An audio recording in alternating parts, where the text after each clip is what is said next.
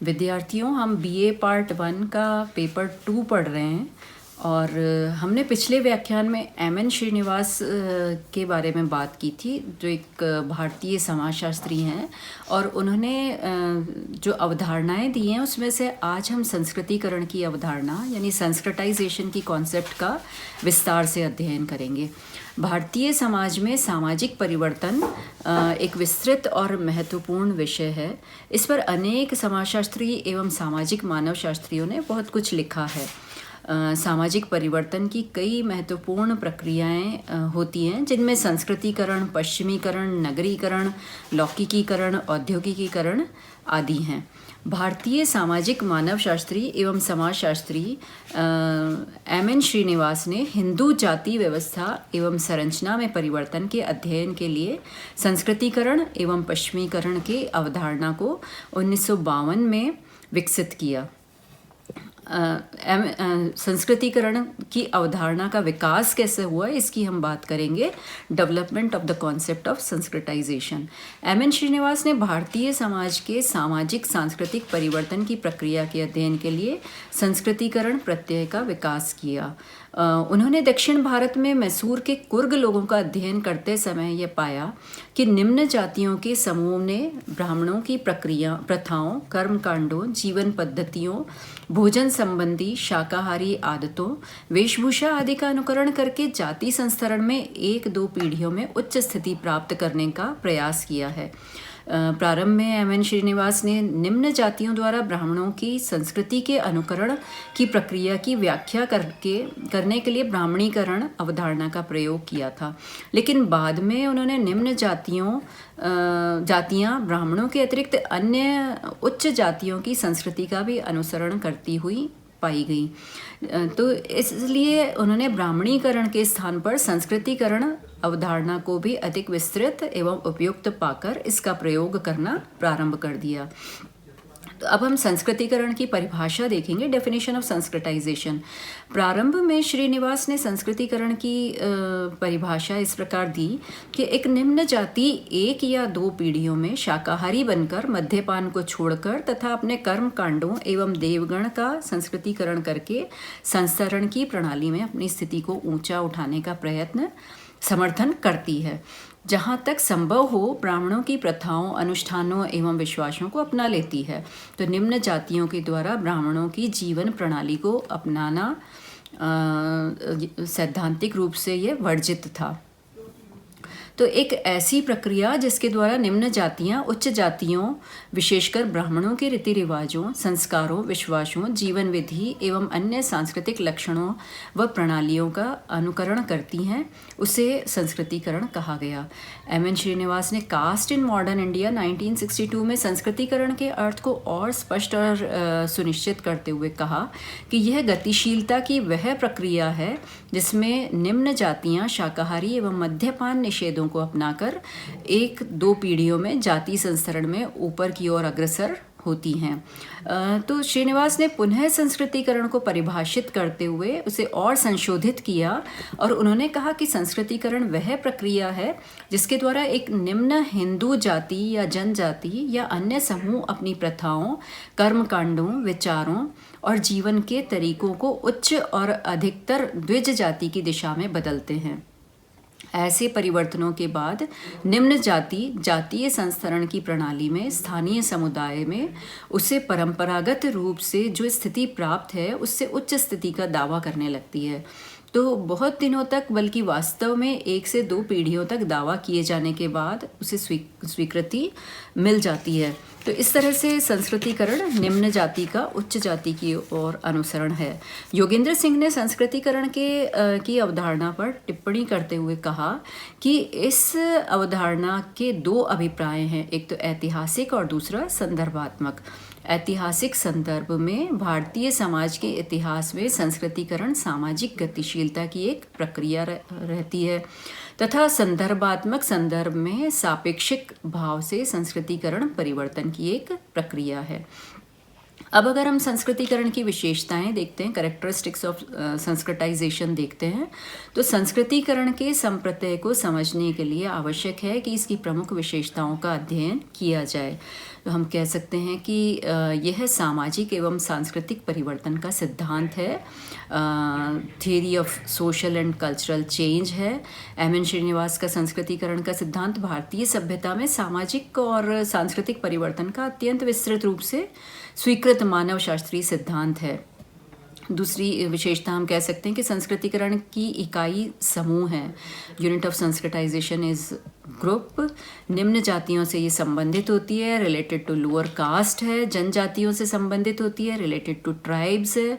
इसमें पद मूलक परिवर्तन होते हैं, पोजिशनल चेंजेस होते हैं। संस्कृतिकरण की प्रक्रिया के द्वारा जाति अपने आसपास की जातियों से ऊपर उठ जाती है और दूसरी जाति नीचे आ जाती है। फिर ये द्विमार्गी प्रक्रिया है, टू वे प्रोसेस है। संस्कृतिकरण की प्रक्रिया द्विमार्गी है, क्योंकि निम्न जाति जहाँ उच्च जाति से बहुत कुछ प्राप्त करती है, वहीं दूसरी ओर निम्न जाति भी कुछ न कुछ उच्च जाति से प्राप्त करती है। तो इसके साथ साथ ये एक विचारधारा ग्रहिता प्रक्रिया है, आइडियोलॉजिकल ब्राउजिंग की प्रोसेस है। योगेंद्र सिंह के अनुसार संस्कृतिकरण की प्रक्रिया की एक विशेषता विचारधारा ग्रहण करने की है, और इस प्रक्रिया में निम्न जाति उच्च जाति की विचारधारा का अनुकरण करती है, और निम्न जाति उच्च जाति के धर्म, कर्म, पाप, पुण्य, मोक्ष, माया, संसार, पुनर्जन्म आदि का अनुकरण करती है। इसके साथ साथ संस्कृतिकरण के अनेक प्रतिमान होते हैं। मैनी पैटर्न्स ऑफ संस्कृताइजेशन है, ये एक पुरातन प्रक्रिया है, एंशियंट प्रोसेस है, और निम्न जातियों की महत्वाकांक्षा इसमें होती है, और वे ही निम्न जातियाँ उच्च जातियों की संस्कृति, जीवन की विधियाँ, प्रथाओं आदि का अनुसरण करती हैं, जिनमें ऊपर उठने और उच्च पद प्राप्त करने की आकांक्षा होती है। अब अगर हम ये देखें कि संस्कृतिकरण के स्रोत कौन से हैं या उसको प्रोत्साहित करने वाले कारक कौन से हैं, sources and promoting factors of Sanskritisation कौन कौन से हैं, तो संस्कृतिकरण में संस्कृतिकरण एक परिवर्तन की प्रक्रिया है, और इस प्रक्रिया को प्रोत्साहित करने वाले कई कारक हैं, जिसमें मुख्य रूप से धार्मिक कारक हैं, रिलीजियस फैक्टर्स हैं, सामाजिक सुधार आंदोलन हैं, सोशल रिफॉर्म मूवमेंट्स हैं, राजनीतिक कारक हैं, पॉलिटिकल फैक्टर्स हैं। जैसे संस्कृतिकरण को संभव बनाने वाले मुख्य राजनीतिक कारक हम राजनीतिक व्यवस्था, जाति की राजनीतिक शक्ति, राजा या शासक की जाति, कानून, नवीन संविधान राजा या शासक, जाति, कानून, नवीन संविधान आदि अनेक हम फैक्टर्स कह सकते हैं, पॉलिटिकल फैक्टर्स कह सकते हैं। और स्वतंत्र भारत के नवीन संविधान तथा समय समय पर पारित अधिनियमों ने भी संस्कृतिकरण को गति प्रदान की। यह सरकार द्वारा कानूनी आरक्षण के द्वारा सरकारी नौकरियां, संसद, विधानसभा, पंचायती राज के विभिन्न संगठनों में निम्न जातियों को पद प्रदान करने से भी संस्कृतिकरण की प्रक्रिया में तेजी आई। इसके साथ साथ आर्थिक कारक भी इसके लिए जिम्मेदार हैं, इकोनॉमिक फैक्टर्स भी रिस्पॉन्सिबल हैं। नगरीकरण और औद्योगिकीकरण यानी अर्बनाइजेशन एंड इंडस्ट्रियलाइजेशन भी इसके लिए जिम्मेदार है, ये फैक्टर्स हैं। और आधुनिक शिक्षा, मॉडर्न एजुकेशन, जिसमें भारत में सभी को शिक्षित करने के लिए अनेक प्रयास किए जा रहे हैं, और ग्रामों एवं नगरों में पाठशालाएं और विश्वविद्यालय और कॉलेज खोले जा रहे हैं। तो प्रौढ़ शिक्षा कार्यक्रम चलाए जा रहे हैं, जिससे निम्न जाति के लोग भी अनेक जानकारियां प्राप्त कर रहे हैं, और निम्न जातियों में शिक्षा के प्रसार के प्रभाव से उनमें जागृति भी आ रही है, और शिक्षा के प्रभाव के फलस्वरूप ये लोग उच्च जातियों के जीवन जीने के तरीके, व्यवसाय, खान पान, वेशभूषा आदि को अपनाकर उच्च जातियों में घुल मिल जाते हैं, और इस प्रकार संस्कृतिकरण की अवधारणा को प्रोत्साहन मिलता है। संचार और यातायात के साधन भी इसके अंदर मुख्य रोल प्ले करते हैं। अब अगर हम इसका क्रिटिकल इवोल्यूशन करें या एक आलोचनात्मक मूल्यांकन करें, तो हम कह सकते हैं कि ये एक सीमित प्रत्यय है, लिमिटेड कॉन्सेप्ट है। संस्कृतिकरण की अवधारणा श्रीनिवास ने दक्षिण भारत के मैसूर प्रांत के एक छोटे से भाग कुर्ग के अध्ययन के समय की थी, इसलिए इसको हम एक सीमित अवधारणा कह सकते हैं। पूरे भारतीय समाज के इसके द्वारा पूरे भारतीय समाज की सामाजिक परिवर्तन की व्याख्या करना संभव नहीं है। इसके साथ साथ ये संस्कृति के संदर्भ में परिवर्तन ही कहा जा सकता है। इसमें केवल संदर्भ समूहों में अंतर ही देखा जा सकता है, यानी संस्कृतिकरण की प्रक्रिया संदर्भ समूह पर ही आधारित होती है, और संदर्भ समूह हमेशा ब्राह्मण जाति नहीं होती। कई बार वह स्थानीय प्रबल जाति, राजपूत और बनिया और जाट आदि कोई भी हो सकती है। इस प्रकार से प्रत्येक अध्ययन में संस्कृतिकरण का संदर्भ और प्रतिमान अलग अलग क्षेत्रों में अलग अलग ही नहीं होता, बल्कि एक प्रतिमान में भिन्न भिन्न क्षेत्र भी होते हैं।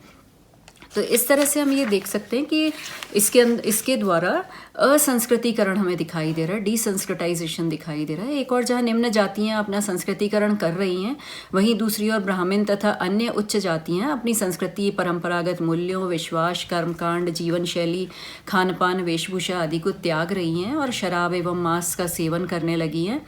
तो अनेक परंपरागत व्यवसायों को त्याग कर निम्न जातियों के व्यवसायों को भी अपना रही हैं, जैसे ब्राह्मण व्यापार, वाणिज्य, कृषि आदि व्यवसायों को भी अपना रहे हैं। जाति व्यवस्था में संस्कृतिकरण के साथ साथ असंस्कृतिकरण यानी डिसंस्कृताइजेशन की प्रक्रिया भी देखी जा रही है। इसके अलावा ये एक अनुकरण की प्रक्रिया है। संस्कृतिकरण की प्रक्रिया निम्न जातियों द्वारा उच्च जातियों की संस्कृति के अनुकरण की ही प्रक्रिया है, और कुछ विद्वान इसे अनुकरण की प्रक्रिया मात्र मानते हैं और उनका कहना है कि इस प्रक्रिया पर संस्कृतिकरण का एक विशिष्ट प्रकार है जो जाति व्यवस्था में मिलता है। इसे एक अलग नाम देने की कोई आवश्यकता नहीं है।